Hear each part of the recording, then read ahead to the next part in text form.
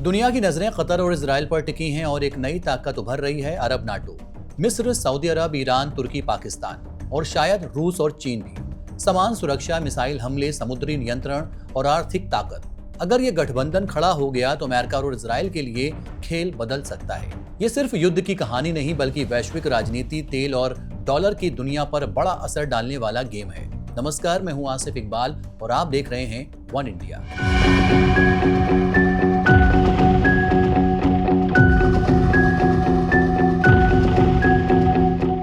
पिछले हफ्ते इजराइल ने कतर पर हमला किया और इससे अरब दुनिया में हलचल मच गई। कतर जो अमेरिका का खास सहयोगी है और यहाँ एक अमेरिकी सैन्य अड्डा भी है, उस पर हमला ये दिखाता है कि अमेरिकी सुरक्षा छतरी भी काफी नहीं है।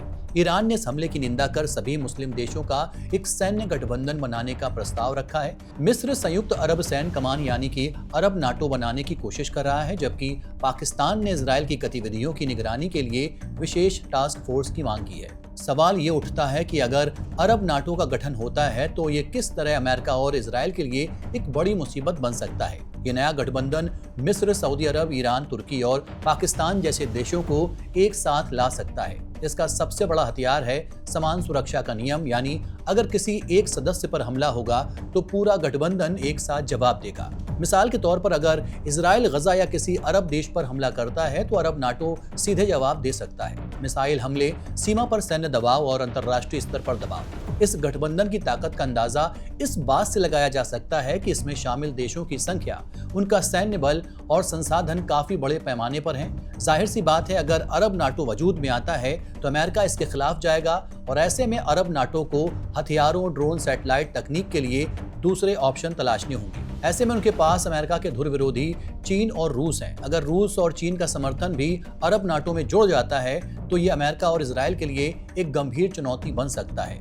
रूस हथियार, मिसाइल तकनीक और सैन्य प्रशिक्षण दे सकता है, जिससे अरब नाटो की ताकत बढ़ेगी। चीन आर्थिक निवेश और ऊर्जा सहयोग के जरिए इस गठबंधन का समर्थन कर सकता है। इससे अमेरिका और इजराइल के लिए रणनीतिक चुनौती बढ़ जाएगी, क्योंकि उन्हें न केवल सैन्य स्तर पर बल्कि आर्थिक और राजनीतिक रूप से भी मुकाबला करना होगा। अरब देशों के पास पैसे की कोई कमी नहीं है। रूस पहले से ही ईरान, सीरिया, लीबिया और कुछ अरब देशों को हथियार देता है। चीन और रूस भी अमेरिका के सबसे बड़े सहयोगियों का अपने गठबंधन में स्वागत करना चाहेंगे ताकि पश्चिमी देशों, खासकर अमेरिका को सबक सिखाया जा सके। रूस अरब नाटो को भी Su-35 मिग सीरीज के लड़ाकू विमान, S-300, S-400 वायु रक्षा प्रणाली, टैंक, तोपे, मिसाइल, पनडुब्बियां दे सकता है। रूस प्रतिबंधों से बचते हुए वैकल्पिक भुगतान प्रणाली या तेल सौदों के जरिए व्यापार बढ़ा सकता है। रूस के अलावा चीन तेजी से हथियार निर्यातक बन रहा है, खासकर एशिया, अफ्रीका और मध्य पूर्व में। चीन अरब नाटो को ड्रोन, इलेक्ट्रॉनिक युद्ध प्रणाली, उपग्रह आधारित निगरानी, साइबर सुरक्षा उपकरण, समुद्री रक्षा तकनीक मुहैया करा सकता है। चीन बेल्ट एंड रोड परियोजना के तहत निवेश और आधारभूत संरचना के साथ रक्षा सहयोग बढ़ा सकता है। इसके साथ ही अरब देश हथियार निर्माण में भी निवेश कर सकते हैं, जैसे मिसाइल, ड्रोन, जहाज, इलेक्ट्रॉनिक उपकरण। मिसाल के तौर पर सऊदी अरब की सैफर परियोजना, यूएई की ड्रोन तकनीकी, कतर और दूसरे देशों में रक्षा अनुसंधान केंद्र। तुर्की पहले से ड्रोन, मिसाइल, रक्षा इलेक्ट्रॉनिक्स में प्रगति कर रहा है। बैराक्टर जैसे ड्रोन युद्ध में प्रभावी साबित हुए हैं। तुर्की रक्षा निर्माण में साझेदारी कर सकता है और दूसरे देशों को ट्रेनिंग भी दे सकता है।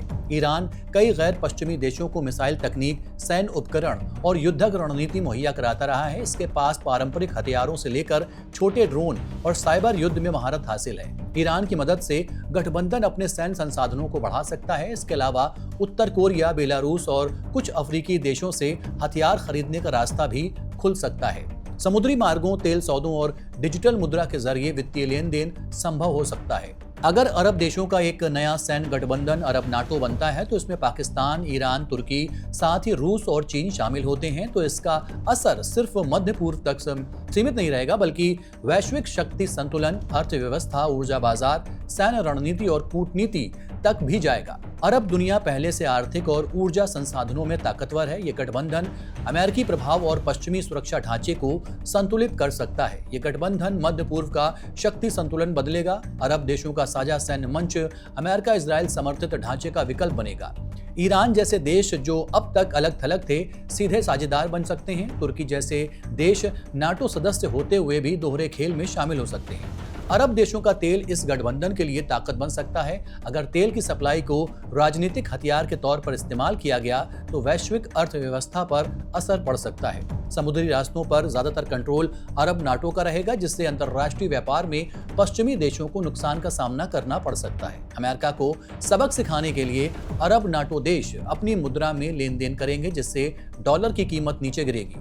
अरब नाटो में शामिल होकर रूस मध्य एशिया और यूरोप के मुकाबले अपने असर का विस्तार करेगा। चीन बेल्ट एंड रोड परियोजना के तहत ऊर्जा व्यापार और बंदरगाहों में निवेश बढ़ाएगा। पश्चिमी देशों के प्रतिबंधों से बचते हुए नए आर्थिक गलियारे बन सकते हैं। संयुक्त राष्ट्र, IMF, विश्व बैंक जैसे संस्थानों में शक्ति संतुलन बदलेगा। नए बैंकिंग नेटवर्क, डिजिटल मुद्रा, वैकल्पिक भुगतान प्रणाली बन सकती है। इससे पश्चिमी देशों को नई राजनीतिक हकीकत स्वीकार करनी पड़ेगी। मतलब ये कि भले ही अरब नाटो अमेरिका और इजराइल को सैन्य तरीके से जवाब ना दे पाए, लेकिन आर्थिक, राजनीतिक और कूटनीतिक तरीके से तगड़ा झटका लगा सकते हैं। अरब नाटो केवल एक नई ताकत नहीं बल्कि वैश्विक शक्ति और आर्थिक संतुलन बदलने वाला प्लेटफॉर्म है।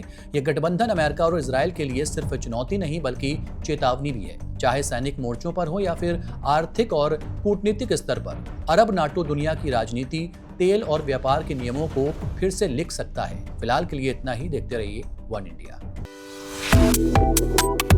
Subscribe to One India and never miss an update. Download the One India app now.